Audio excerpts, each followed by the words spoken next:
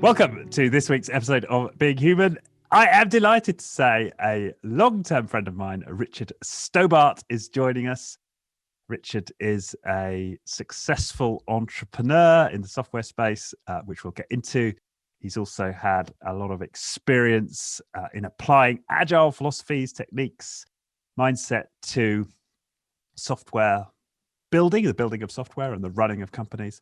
So there's plenty to dive into. Richard, welcome to the show. Hi, thank you. Thanks for having me.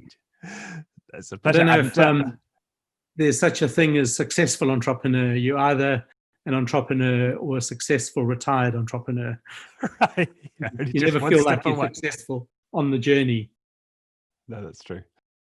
Yes. And just before we came on, I was saying how sometimes I have guests and I have a book, so I've got like these chapter headings in my head and where I want to take the conversation. But of course, with you, it's Richard, it's you and your life. So I don't quite have the same structure in my mind. And we were talking about you kicked off with this point that you've made the journey from Poacher to Gamekeeper in your life. Just explain that, and maybe we'll use that as our. I think it's the expression is normally Poacher turned Gamekeeper, but I think in my case it's Gamekeeper turned Poacher, where I've been advising companies on how to build products for many, many years, and building my own product company is much more difficult and much more nuanced than it is when you are the consultant telling someone how to do it. We've run several courses, some of which we've run with you, Richard, on helping people accelerate their ideas, think about how they structure their companies, develop software products.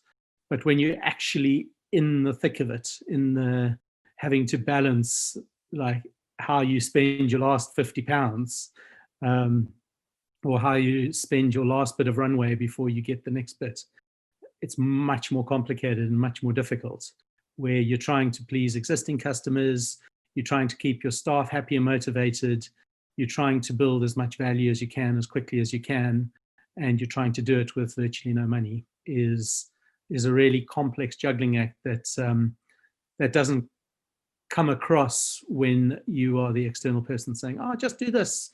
Why don't you try this business model?"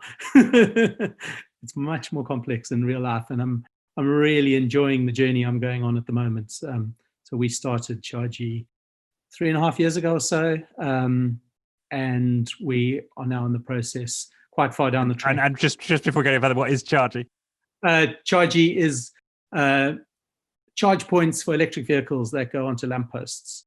So the niche of the market is called on-street residential, where people don't have off-street parking, but they want to buy an electric car. They live in a terraced house in London, for example. They need somewhere to charge every day that's really convenient. So we put charge points on lampposts, which is an interesting first product to delve into, because it's selling to local authorities.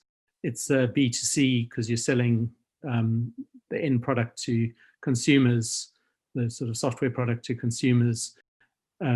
You're dealing with the motor vehicle industry, and you're dealing with the sort of infrastructure, public infrastructure, and you're also dealing with the energy industry. So it's probably as many boxes as you can possibly tick in terms of challenges, which has been really interesting, and it's been a fantastic journey so far. And it's, of course, a hardware and software. Hardware and software, yeah, exactly. So all the lean startup type stuff that you want to apply to software, which is really easy because you can chop and change really quickly, and all the stuff that's designed to run experiments in software is much more difficult on hardware, where the costs and development cycles are so much slower, and you're building physical products. So I think that's the stuff where eating our own dog food's been really hard, because we'd like to experiment, but you're building a physical product that's going onto a public lamppost. It has to, and it's high voltage, so it's got to be certified and safe. You can't just whip up a little experiment and see if someone will use it. And then also designing the hardware. It gets cast in aluminium. So there are ways to make it easier, but and quicker. But it's still 10 weeks cycles to go from an idea to a physical product. Right. Yeah. Just makes it so much more complex. Yeah. And so, and the background here is you're running a software development shop, right? You build software for other people, and that was Unboxed. And then you had this moment of inspiration, right? When you're looking for a charging point. Is that the story? I think it was a bit more deliberate than that. So with Unboxed, Unboxed has been going for a long time. It's a services company, so it's never going to make good money. It's always going to, just keep its head above water. Sometimes dip a bit below the water. Sometimes get the shoulders out. But you're never going to, accelerate and make huge amounts of money. Or we haven't found a way to do that. And we find that all our customers are doing that. So we build a software product for one of our customers, and they go off to then make huge amounts of money from it. And we are, ongoing support for that product, but that's not making us a huge amount of money, and we're off looking for the next customer. So we wanted to build our own product. And so we ran a little internal incubator, sort of idea incubator. I think we ran it for a week. We took 64 ideas in, came out with 0, which was a learning in itself. We had a couple of ideas that during that week. So one of the great ideas we had was create also a physical product, create one of those white canes for people with blind people or people with bad sight. And what we thought is we'd have a little like LiDAR or radar on the end on the little golf ball at the bottom to give them, through a sensor on their thumb on the top of the cane, a view of what was ahead. And that was one of the ideas that went into this week-long incubator. And during that week, a BBC News article came out where some people had launched that in London, and actually met them a couple of years later at an awards ceremony. And said, "You just pipped us to the post with that idea." And they had a blind person on their team, or hard of vision. He wasn't 100% blind. He was sort of 70% blind. But they had this device exactly as we had envisaged it that gives feedback, so that was one of the ideas. Lots of other ideas, 64 ideas. None came to fruition. Then we took and when you say none came to fruition, you sort of honest with yourselves and said none of these are goers. Is that right? Yeah. We did a very basic. I think we did something like business model canvas for each of them. And just explain what that is for people who are unfamiliar. Okay. So business model canvas is Alex Osterwalder's business on a piece of A3. So you describe your customer segments, your value proposition, all the things, the partnerships and resources that you need to build that. And then the left-hand side goes to all the costs, and the right-hand side goes to all the revenue streams. And it describes the business on a sheet of paper. And you can iterate on your business models to try and find if there is a way to make the business model fly.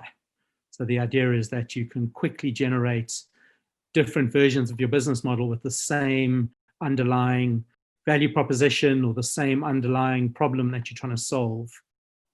So Alex has got 2 books on it, and there are a whole lot of videos online. There's a nice little 3-minute video, which is a little cartoon showing how all the segments fit together and describe your business. So we just create, and the way it looks is you do, the bottom third of the page is a line broken into 2 halves, and then above that in the top 2/3, you do 2 rugby posts. and then you fill in those segments. So customer on the left, value proposition in the middle, and all the things you need in place on the right, partnerships on the end, and then in the right-hand rugby post, it's route to market and the engagement, customer relationship that you will have. And on the right-hand side rugby post, it is the resources that you need and the people that you need.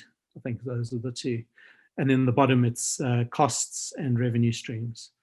And basically, you just need to get the costs lower than the revenue streams. And you also have to have a value proposition that no one else is already executing on, or business model that's slightly different from everyone else. So I think most of our ideas were rejected because someone was already doing something very, very similar. And we just thought we wanted something slightly different, which is why we rejected most of them. Anyway, and I think what's interesting there, just to dwell quickly on that canvas point, is that it's very rapid, isn't it, to create the idea and evaluate it. And for anybody who's sort of daunted by the idea of putting business plans together, which, you know, in your mind might be this great big long Word document that's going to take you forever, you really can create one in like at least the bones of it in like 15, 20 minutes, can't you? And so it does allow you to cycle through so many more ideas. Yeah. So the first thing we do actually before, it's probably worth explaining our process because it's really useful. The first thing we do is we create an elevator pitch, and there's a clear structure for that. And you talk about the customer segment, the thing you want to deliver to them, the need they have, what the competition's doing, and how you differentiate from the competition. And there's a structure for it. And then we've also created this little tool, which is a very blunt tool. But basically what you do is you write that in that structure into a web page, click a button, and it'll generate 30 or 40 risks or reasons why your business idea will fail. And the idea is you take, so basically it does things like say we want to build, a paint product for people who don't like paintbrushes. What's the need? There are people who don't like paintbrushes who want to express themselves and use painting, but they don't like paintbrushes or something like that. What's the competition? Well, there's finger paints out there that sell it to children, market to children, but no one's marketing to adults. So actually we go and say, well, it's actually adults who don't like using paintbrushes, but some silly idea like that. And then you put that into this risk generation tool, and it says customers, adults who don't like paintbrushes don't value being able to express themselves, or won't pay what you need to charge them to solve the problem, or are already solving the problem of not using paintbrushes in another way. So it just generates all those risks that people, a lot of people, when we run, and I'll talk about Tequila if you like, we run this accelerator in Cape Town over a period of a week, and we've run it 4 or 5 times now. And we take entrepreneurs with a very young idea, or they've got an existing business and they're trying to create a new product within that existing business or pivot the business. And we take them through this really simple process, and everyone naturally thinks that their idea is perfect. So their customer segment is the whole world. Everyone needs their product. Everyone wants it, willing to pay. Everyone has the need. And so it's quite difficult to get them to sort of just write down what their idea is in a succinct way, which is what the elevator pitch does. And then it's also difficult to get them to see the flaws of it. No one's going to pay for this. No one's interested. No one has that problem. Or only 3 people have that problem, and they're all mates of yours. So they're paying because they're mates. They're not paying because it's a real need. Or there's a really simple alternative solution to it. Like I remember the Eurostar did this and they totally forgot that there were ferries doing exactly the same job, and the ferries just dropped their prices. And suddenly the Eurotunnel was like, they were saying, well, there's no other Eurotunnel. It's like, yes, but they're boats floating above you. They can take more stuff faster, and they can expand faster than you can build a new tunnel. So it's that sort of thing. What's the alternative? Are people willing to pay for your differentiators? So your product is slightly different, and it's got either a price premium or a discount. And so anyway, so going through those two steps, elevator pitch and then list of risks, is a really good starting point. And then you take that elevator pitch and you've already got the bare bones of the customer segments and the proposition, and possibly thinking about the routes to market as well and the revenue streams you're going to generate. So you've started filling in the right-hand side of your business model canvas. Then you just need to really quickly do some thinking about all the things that you need. So if you're running a SaaS business, you need obviously the platform that's going to do that, which you need development teams, you need the hosting platforms, you need skills in that sort of area, but you also might need a sales team, you might need an implementation team, field services team to make your business, and to describe your whole business in that one page is really useful. And then you can start iterating.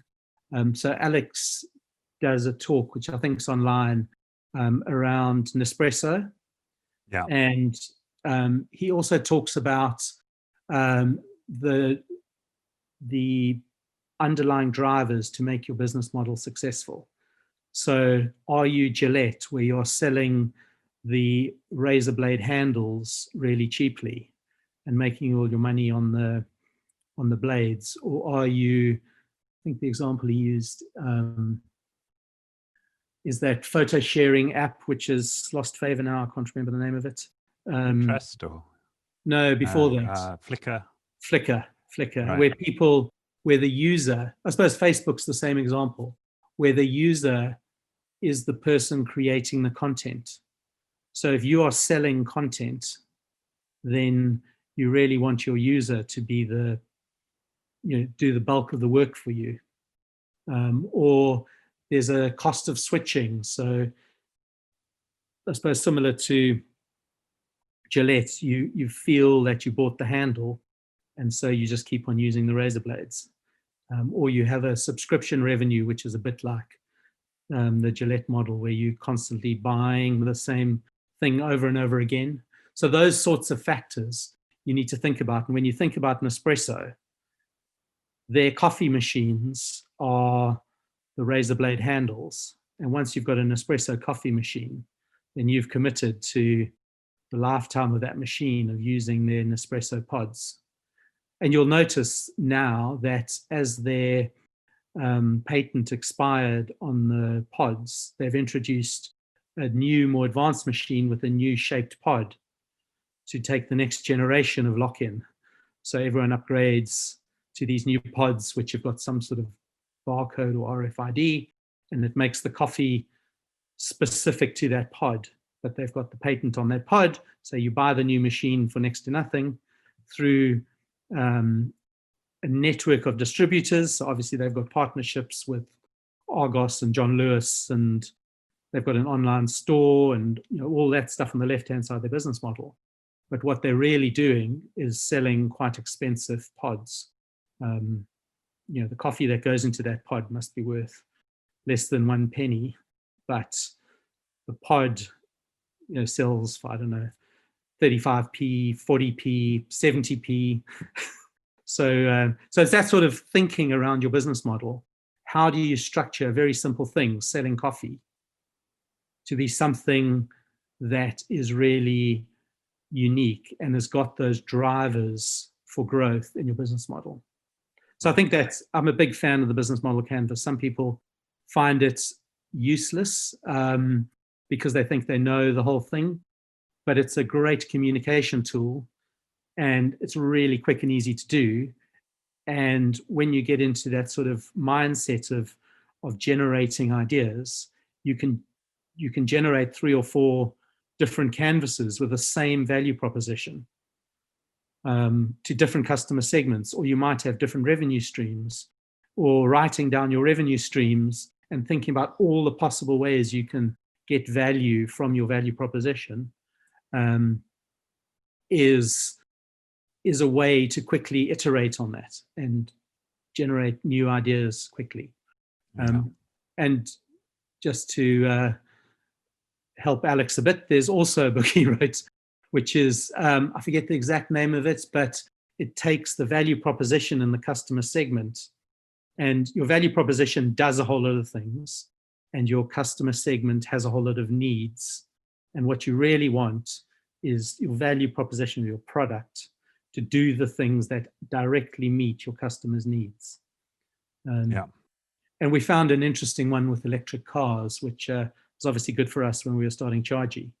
And then all the things about why people want electric cars. What are the customer needs? You know, they want to not pollute the environment, but they might also just want to have a nice fancy new car that shows that they're an early adopter.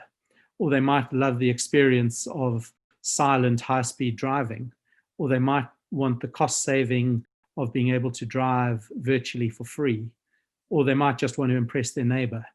You know, there are a whole lot of reasons, and then you can go, and we were also big proponents of going and speaking to people and speaking to customers.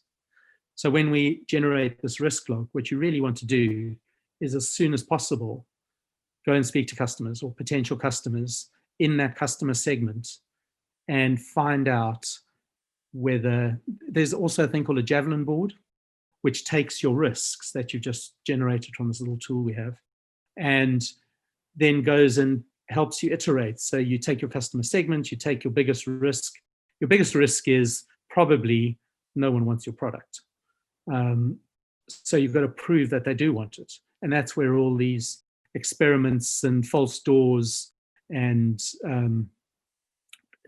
mechanical Turk type experiments work, where you see a little ad for something and you click on it and it goes to nothing, or it goes to a seed funders page where the product actually hasn't been built yet. All those things are just validating that people want to buy the product before the product actually exists.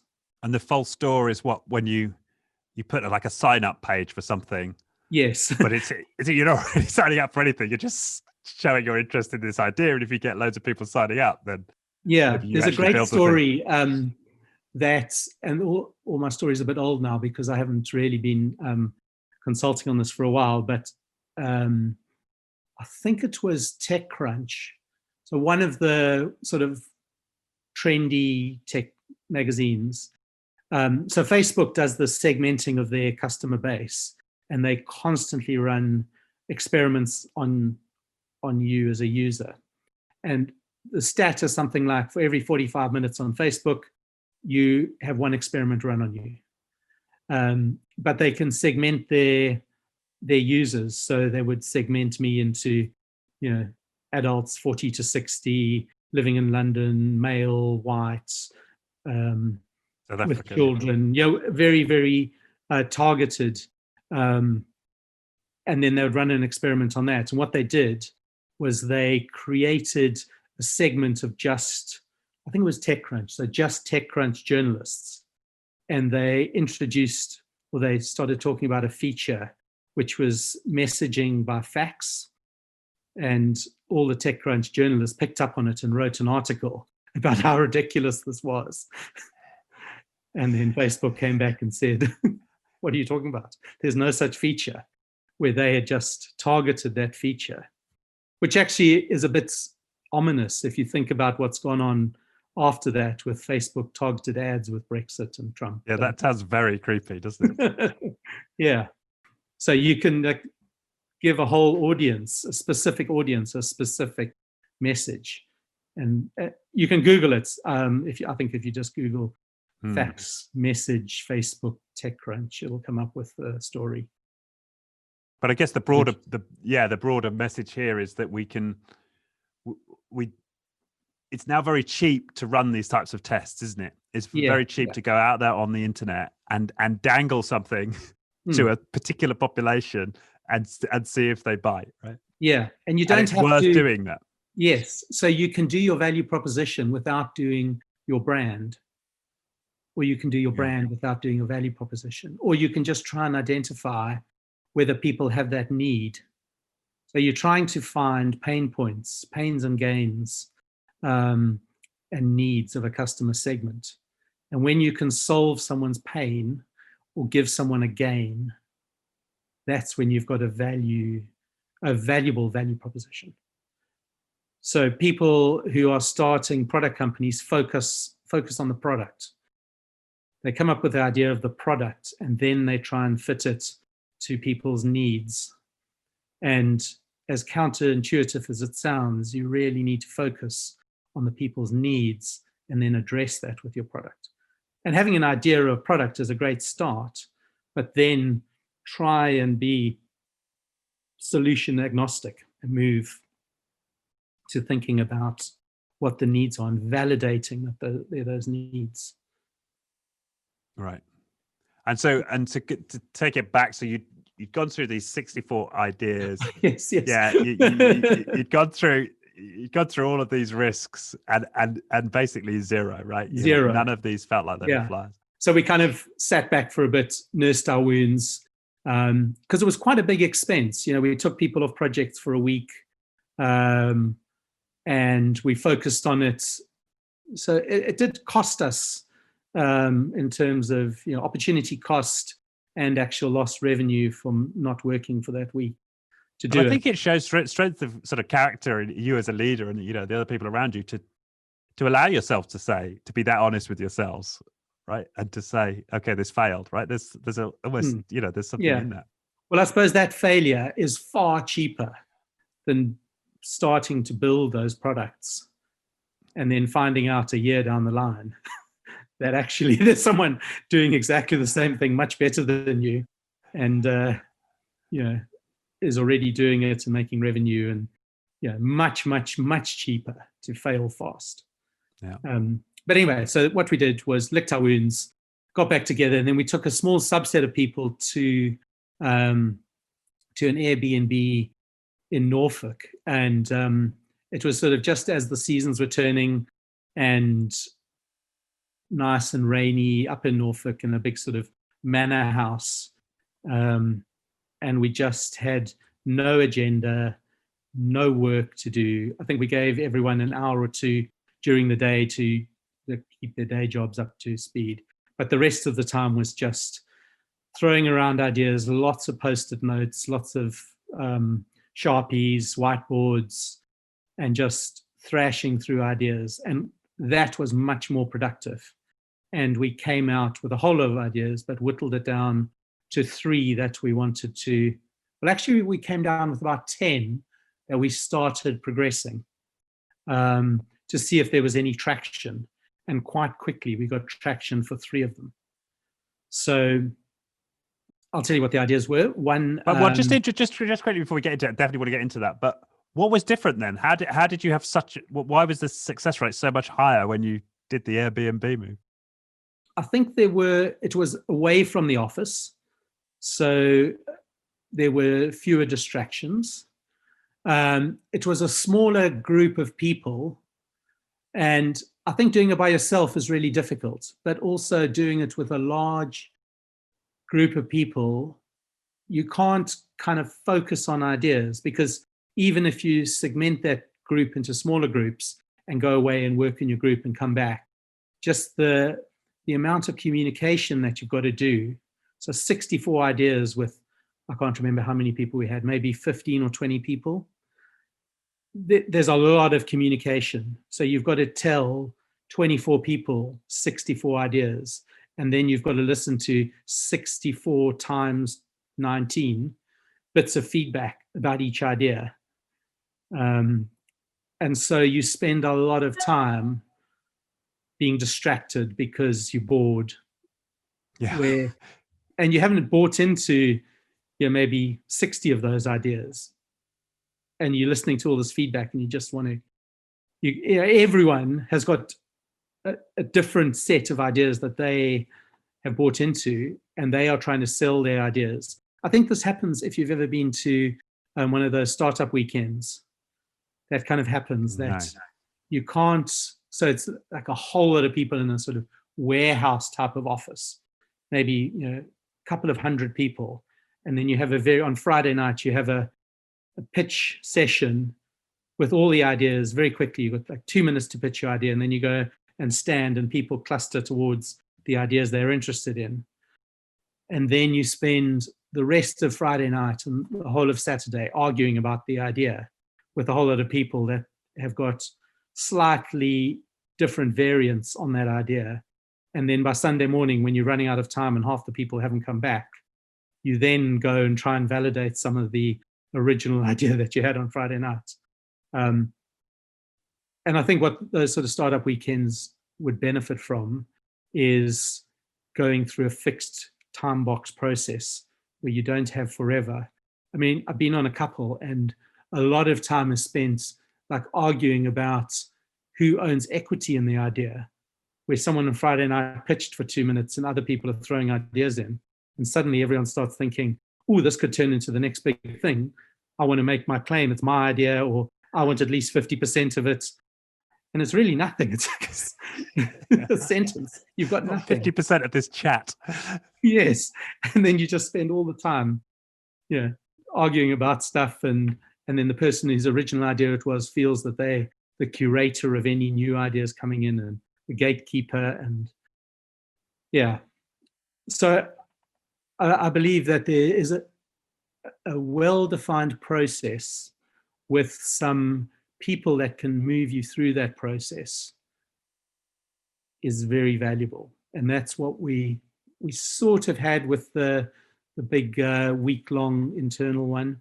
But cutting it right down, changing venue. So one of the good things about Tequila is that it takes people out of their comfort zone. So you're not sitting in an office in London.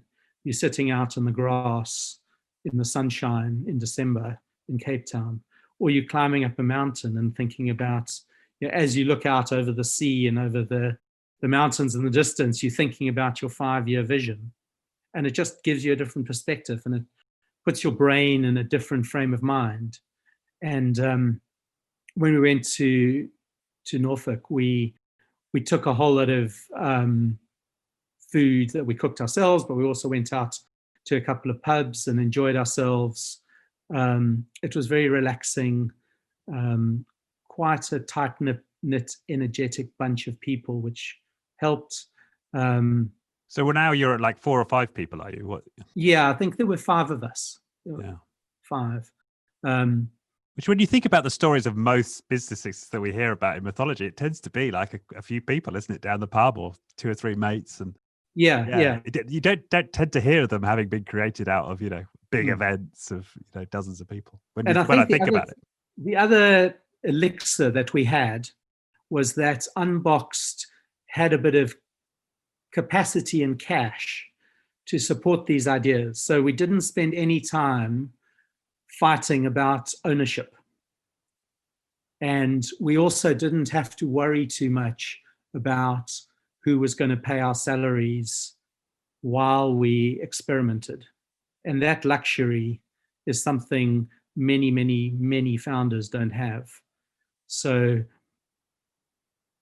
I think I have started running these sorts of things and being interested in building my own business in later life, because I've now got a financial foundation. So I think it's the very beginning, when you are still living at home, or your monthly expenses are a couple of £100 and you're living in a shared room somewhere, and riding a bicycle around and eating peanut butter sandwiches, you've got very, very low expenses.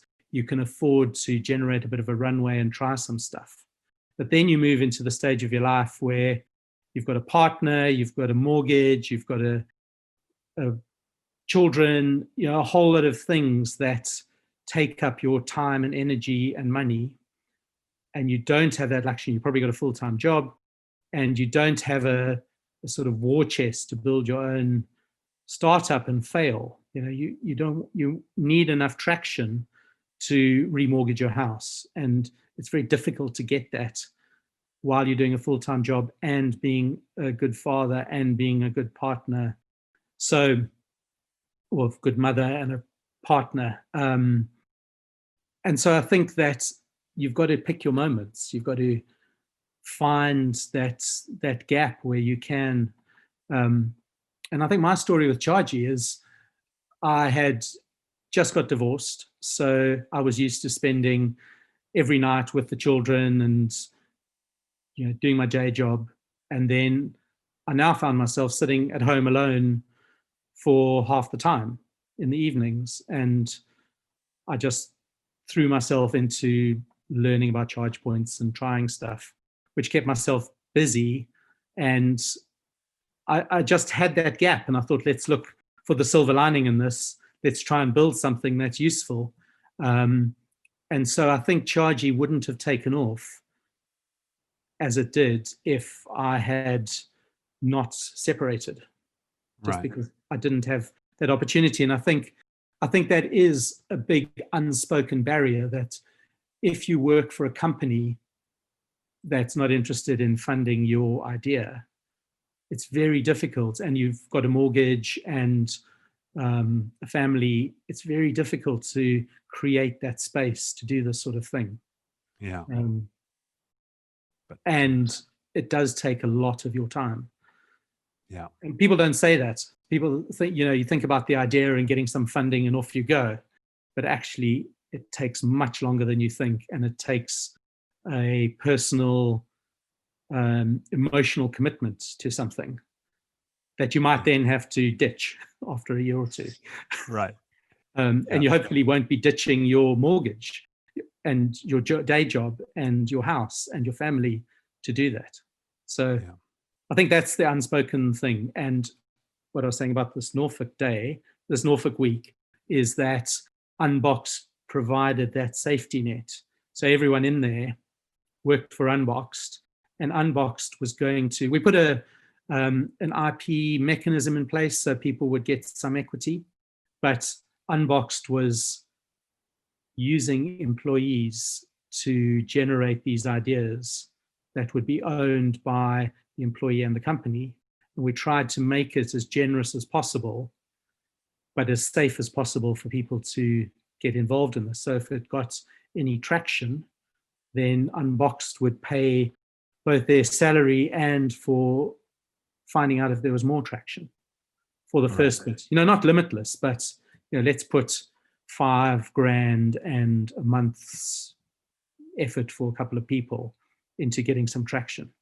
That sort of level of commitment, which for Unboxed isn't a huge amount of money, but for someone, paying out of their post-tax salary, if you're trying 3 or 4 ideas at $5,000 in a month each, you're going to run out of runway very quickly. You kind of need the first one to work, or you need to spend £100 on each one, and then another £100, and then so it's slower. And so we had that bit that we could add to it. Right. And one of the 3 from the Norfolk crew was char.gy. Is that right? One of the 3 ideas. Yes. So I think there were about 10 that came out that we spent a little bit, not $5,000, not a month's effort, but we spent maybe 2 or 3 days on each idea and tried to get a bit of traction, tried to shape it into something and see if we got any traction. And almost immediately 3 of them got some traction. Oh, okay. And just to clarify, that was a whole week you spent in Norfolk. Yes. Right. So that really is a big investment, isn't it? That's 5 of your presumably best people, or senior people, in a house in Norfolk, out of the business. So that's a sizable investment in itself, right? Yes. Yes, it is. And different to what you hear about, you hear a lot of companies, they'll put on like a hack day, and it will be a big event and it'll be very motivating, but very often not a lot comes from them. I mean, sometimes it does. I had the senior vice president of Twitter on here, and he talked about, some of their best features that come out of exactly that type of hack day. But But I think the this seems like interesting a thing, good commitment with him. yeah, I think the interesting thing is the ownership. So Twitter Hack Days, those ideas are owned by Twitter. Yeah. And you're a Twitter employee who's doing a day job, and then you're taken out of your day job and put into a new environment where you can express yourself, but you're still a Twitter employee working on features for Twitter. So although they're ideas, they're not new businesses. Yeah. And I think the problem with the first iteration, where we had the 64 ideas and got none out, if someone had a golden idea, they weren't just going to throw it into the unbox pot to be swept along and unbox claim it. And I think that's the problem you have. Whereas the second one, we had done some more thinking about the equity, and we'd had people who were willing to contribute to the overall growth of these ideas, knowing that if one of them took off, that they would be part of that journey. Right. Yeah, that's an important point, I suppose, for people listening. You know, if you're really interested in establishing new business lines, new business units, I think we ran a think about that. Yeah, we ran a internal accelerator for a business, and it got a lot of buy-in to run the accelerator and take people out of their day jobs for, I think they did a day a week for 6 months or something. And it just didn't quite get traction, and where it lost was that the board approved the spend. The board said that the people could have the time to do it, but the direct line manager wasn't told that someone else had to take that person's day job. So the day job stayed at 100%, and no board member sponsored any idea. Right. So you're in a big organization with a heavy sort of layers of management above you, and you got the original funding and you got paid for some people to come in and run an accelerator for you, but you didn't have anyone opening any doors, pushing your idea forward at a senior level. And yeah, so the person running it, I think he sat on the board, or he attended the board meetings but wasn't on the board. And he had all these people that were generating these great ideas, but he couldn't get the board to stop focusing on their day job and report on the innovation. So they were trying to change their business. They were in a business that is dying. I don't want to say who they are, but maybe think of Kodak, and so they had this big threat of the stuff that they do not being mainstream in the future, and having this real impetus to change their business, and the idea that they want to fund this startup culture within quite a staid business in order to revolutionize the whole business. But they just had reports at the board level. They didn't actually have board members rolling up their sleeves and trying to change the supertanker's direction. Right, or to create that space, right? As you say, they're not backfilling these employees who want to run with it. And were they giving equity to the people who were running with these ideas? Nope. Right. So there's, as you say, nobody's going to put their heart and soul, their golden idea into something and spend their weekends and evenings on it if there's no equity in it, right? And worst case scenario, I think, is there is a golden idea that the employee gets totally motivated by and then leaves and takes the idea with them. Right. So you've sponsored the incubation of that idea, and then when the egg hatches, you don't own the chicken or the golden goose. Right. Yeah. So there's an interest both ways in creating some kind of equity arrangement up front. Yeah. I think that's really important to think about. And so there's equity and sponsorship, and both of those. And sponsorship isn't just money. Right. It's your seniority and influence with, like, in the business, with the business units, opening doors to customers, So, if someone from the board of this company could phone up a key customer and say, do you want to partner with us on this startup idea? That's so much easier than someone 5 or 6 levels down trying to push at a customer to do something that's sort of outside of what your business normally does. And it's just so much easier to have people mentoring you through that. So you can do all the hard work, you can drive the journey, you can provide the energy, but having that board member who buys into that idea. Yeah. I found that there's a parallel to that, not in terms of creating new business units and startups. When I've worked in change management, change leadership within organizations, what I'll often do is I'll create these creative events where you come up with just simple change innovations, maybe to a work process or to the way that a team's organized and so on. And you'll go out of the room with a commitment to do something. And as you say, there's no commitment to backfill that person, to give them the time to actually go and make those changes, right? Because it is extra work. There's no sponsorship at the top level, as you've just described. So I think that pattern of putting all the energy behind the creative event, but not putting an equal amount of energy in the follow-up and the environment that allows those ideas to come to fruition is a really important point. Yeah. And I think it's the burning bridges as well.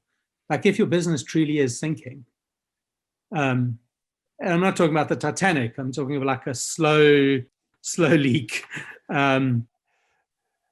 You want to take people to the next thing. You want to say our sales team of 50 people, 3 of them are going to go to this new venture and put heart and soul into it, because that's where we think the next thing is. So you in a way, you do need to start burning those bridges. Right. That big project we worked on many years ago together, the legacy system, they stopped doing the changes to the legacy system so that everyone had to move to the new one.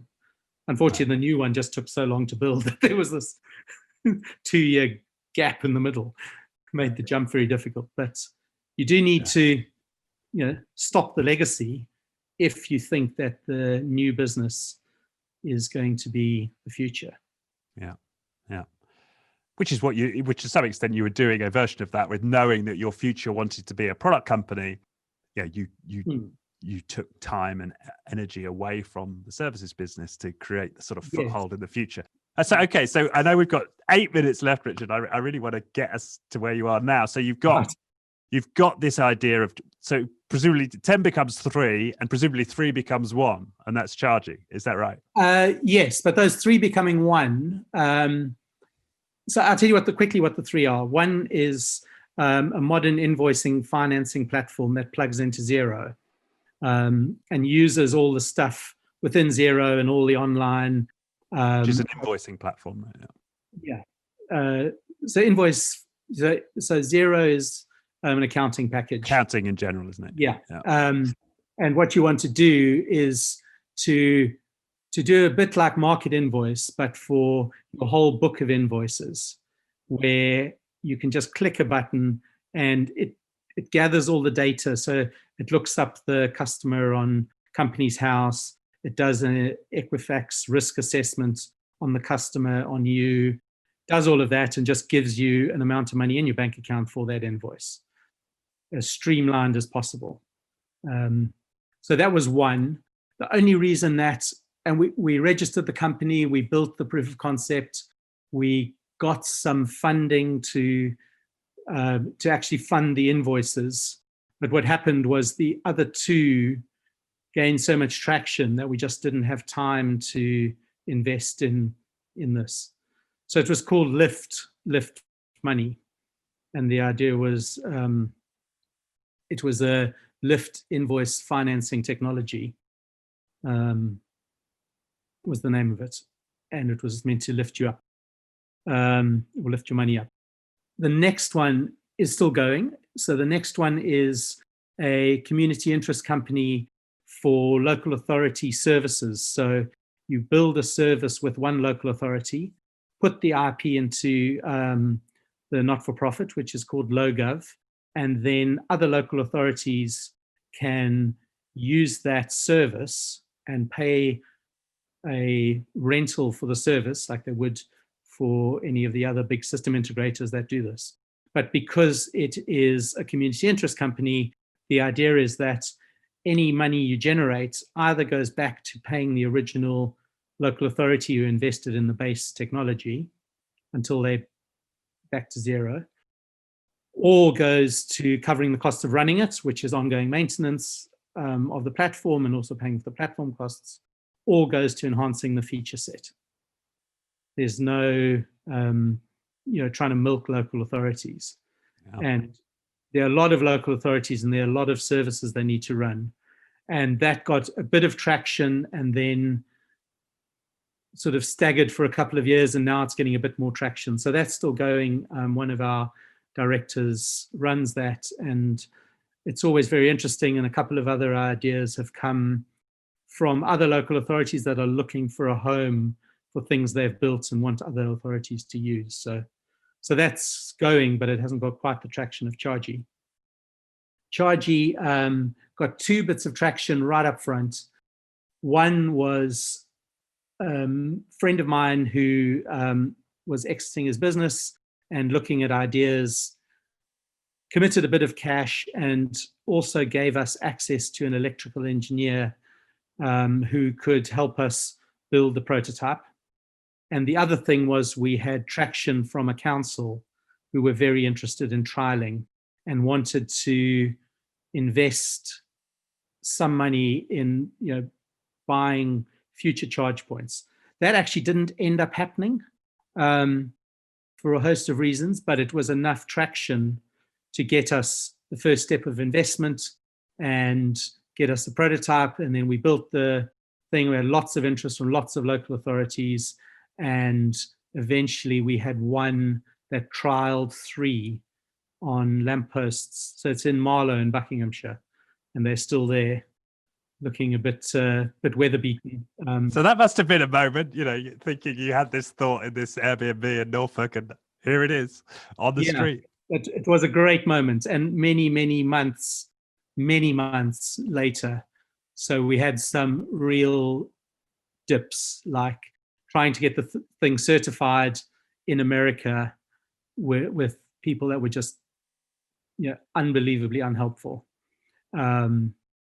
Trying to get local authorities to trial one, where local authorities typically want 0 cost, 0 risk, share of the upside, no effort.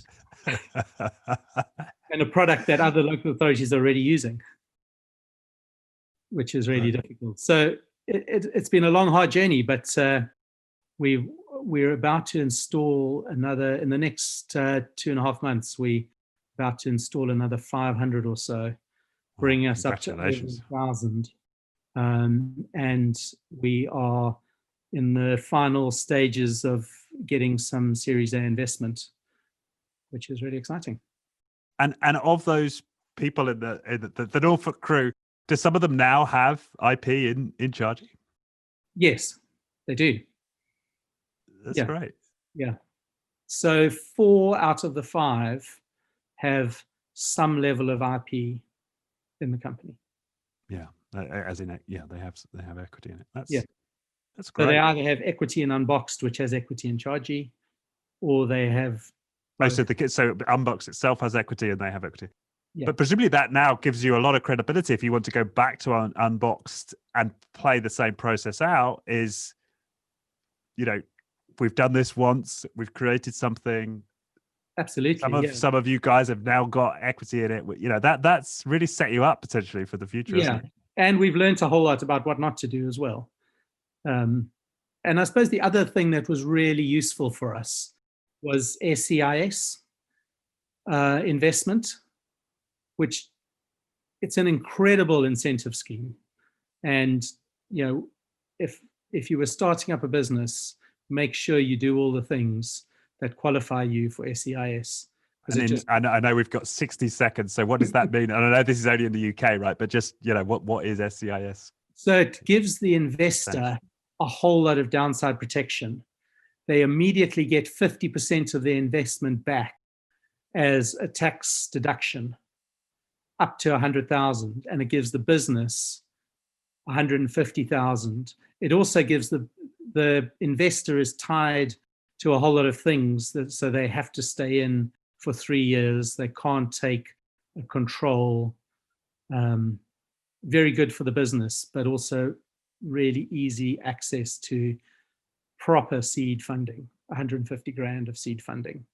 And for the investor, you get no capital gains. You get 50% of your investment back. So you put 100,000 in and you get a 50,000 tax rebate on your income tax.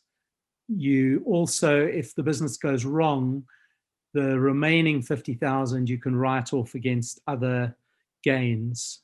So you can net them off against other gains. So I think the downside protection is 86%, which is incredible. And then obviously the upside, you get the capital gain savings on the investment, and hopefully the business goes well and you make a lot of money because you were in at the seed level. Yeah. Fantastic. So for anybody in the UK, it sounds like that's and this kind of stage. It does exist in other places too. There's a similar thing. I know there's a similar thing in South Africa. Right. But there are schemes of this nature elsewhere. Like this, that help seed investment. Great. Well, thank you so much. And I know you've got a demo to a VC, right? Yeah. That's your next meeting. So I don't want to keep you from that. And I wish you the best of luck with that. Thank you. Thank you so much. It's been great. We'll put the links to your ventures below and some of the resources you mentioned. Great. Thanks, Richard. Thanks again. Cheers. I'm happy to come back and finish the conversation at some later date if you want. Sure. I know I ramble a lot. All right. Thanks, Richard. Okay. Bye-bye.